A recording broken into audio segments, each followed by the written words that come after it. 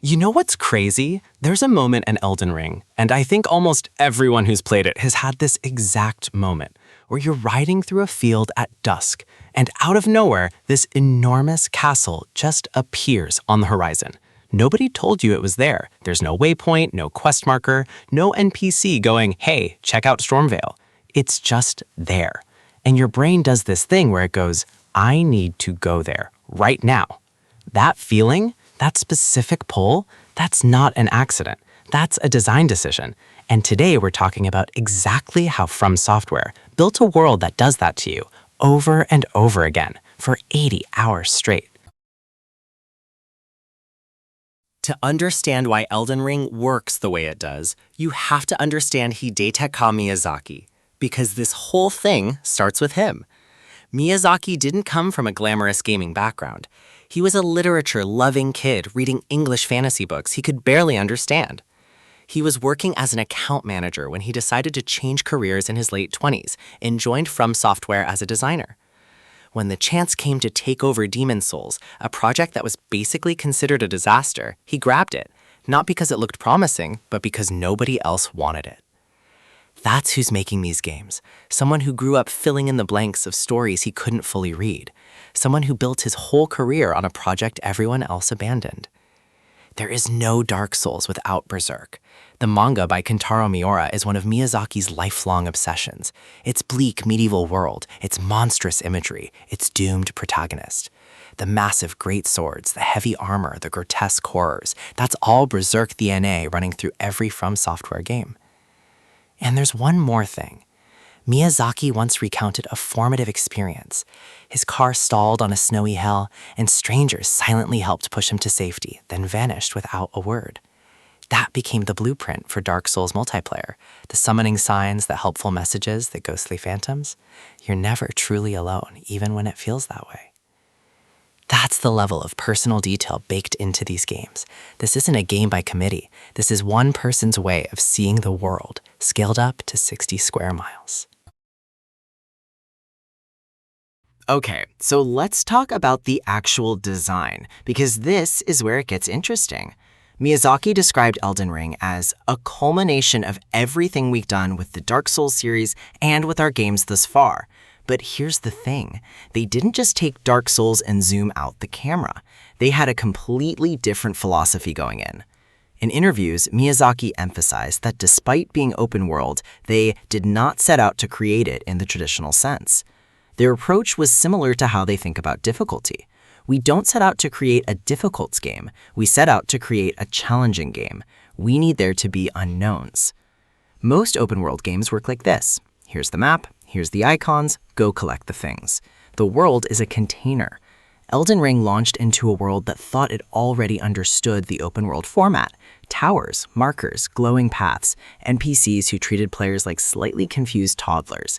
Then FromSoftware turned up with a world that expected you to stand on your own feet. The difference is density. Each region in Elden Ring was made from the ground up as a fully self-sufficient world. The enemies, the landscape, the environmental challenges, and the backstory of each region all fit together like pieces of a puzzle. The more you explore, the more complete the picture becomes. Think about it. Limgrave is green, alive, open. Caelid is rotting and red. Every creature in it looks diseased. Liurnia is misty and arcane. You don't need a loading screen or a title card to tell you you've crossed into somewhere new. The world itself tells you. The guiding principle was to make the player constantly think, I wonder what's over there, and then reward that curiosity. As Miyazaki put it, we wanted to create this world that was full of the joy of exploration of the unknown. We wanted to create lots of enticing things for the budding adventurer. Here's what separates Elden Ring from literally almost every other open-world game. It trusts you. FromSoftware's approach is to respect the player's curiosity and intelligence. They deliberately don't give exhaustive tutorials or obvious directions. As Miyazaki said, I like for people to discover the world themselves. And this sounds simple, but it is radical in the modern gaming industry. When was the last time a big-budget open-world game didn't have a minimap telling you exactly where to walk? When did a game last say, here's a continent, figure it out? In Elden Ring, the world's layout and difficulty naturally signal where you might want to go. The game subtly nudges new players towards Stormveil Castle, but it doesn't force them. You can bypass it entirely and wander into Liurnia or Caelid if curiosity drives you. And many players did, resulting in memorable stories of stumbling into far tougher enemies way too early. That's the thing. Getting wrecked in Caelid as a level 12 character isn't a design failure. It's a story you tell your friends. It's content. FromSoftware understood that player-created stories are more valuable than scripted ones.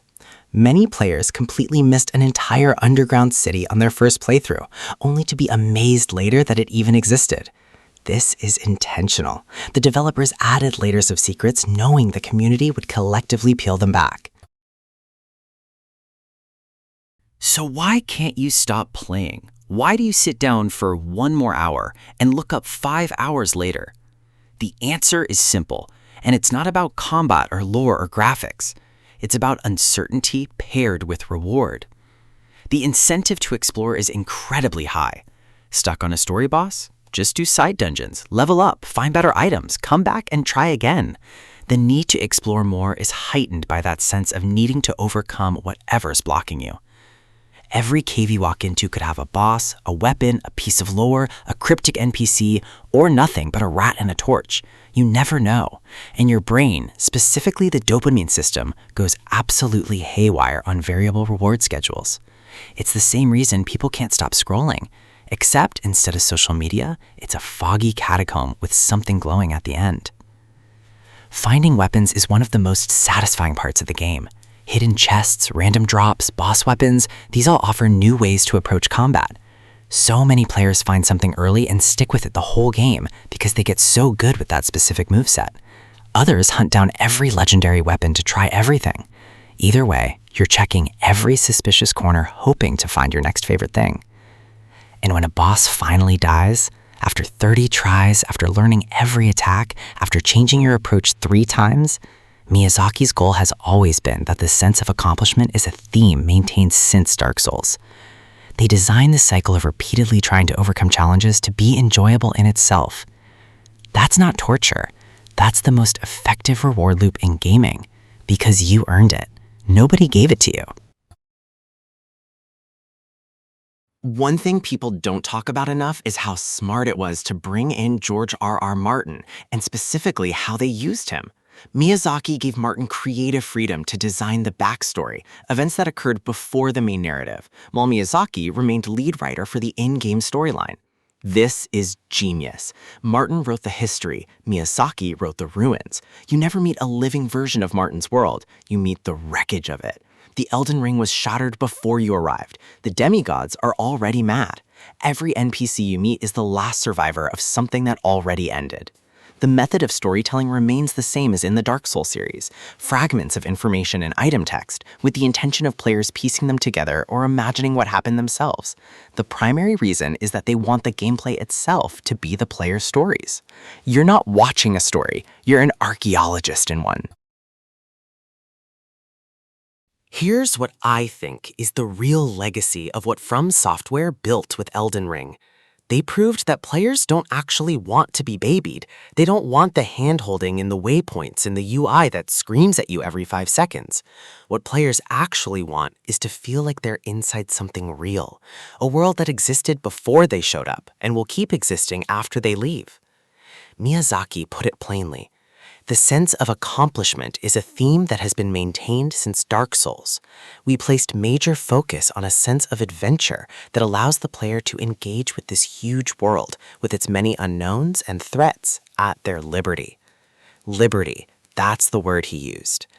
In a genre full of games that are basically theme parks, follow the track, here's your reward. FromSoftware built something that feels like a place, and places are what you remember. Places are what you go back to.